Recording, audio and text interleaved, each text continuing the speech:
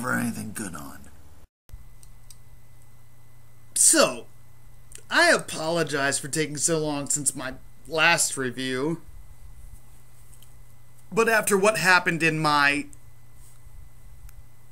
1-year anniversary special, I think you can understand why I need to take some time off. Fortunately, I've completely recovered from the whole event with little to no emotional scarring whatsoever.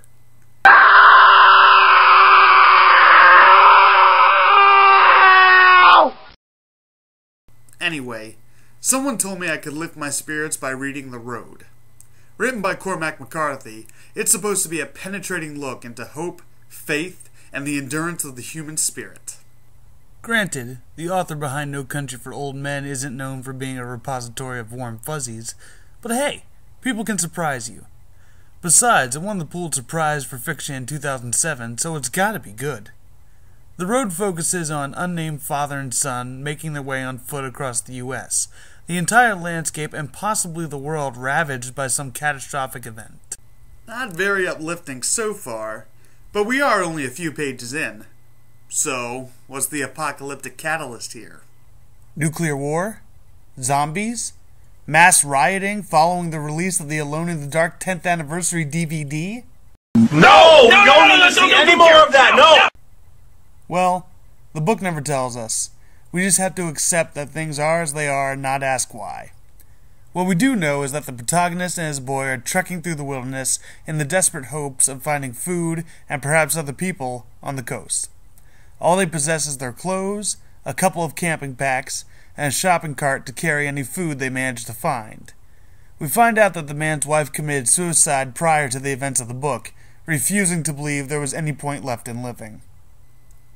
Okay, I'm gonna need my antidepressants now.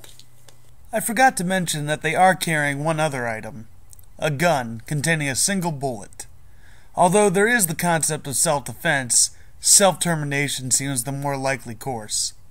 The father teaches the boy that they are the good guys and they need to avoid any other people they may see because they are not good.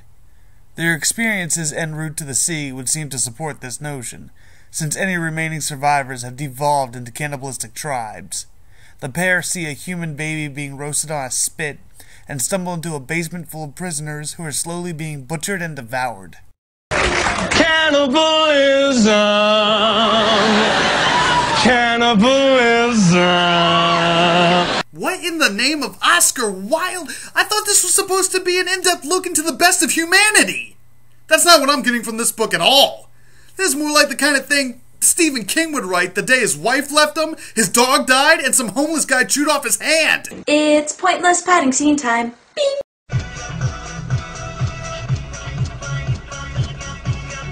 And after writing a book with just one hand, the publishers would turn it over to some guy who knew how to craft a decent psychological thriller that didn't phase out at chapter 15 when there's still 12 chapters to go! That's what The Road is! It's King's worst nightmares revised! Revised, I say! Let's try and finish this thing before I start crying. The boy and his father make it to the coast, only to find that conditions are just as bad as they were at the beginning. The man succumbs to a respiratory illness that he'd been trying to keep secret and dies, promising his son that he will always be with him.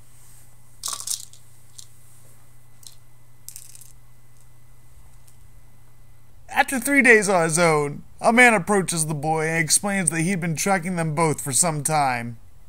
The boy is invited to join the man's family, which includes his teenage daughter, implying that perhaps there is a future for the human race. The book closes with a meditation on the meaning of nature and eternity. See the salt on this pretzel? Yes. Look at the stars.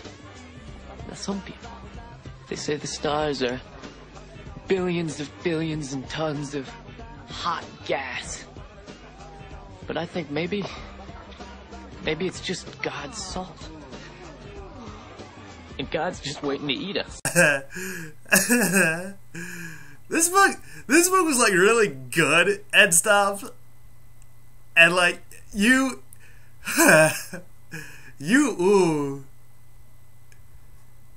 should totally burn it.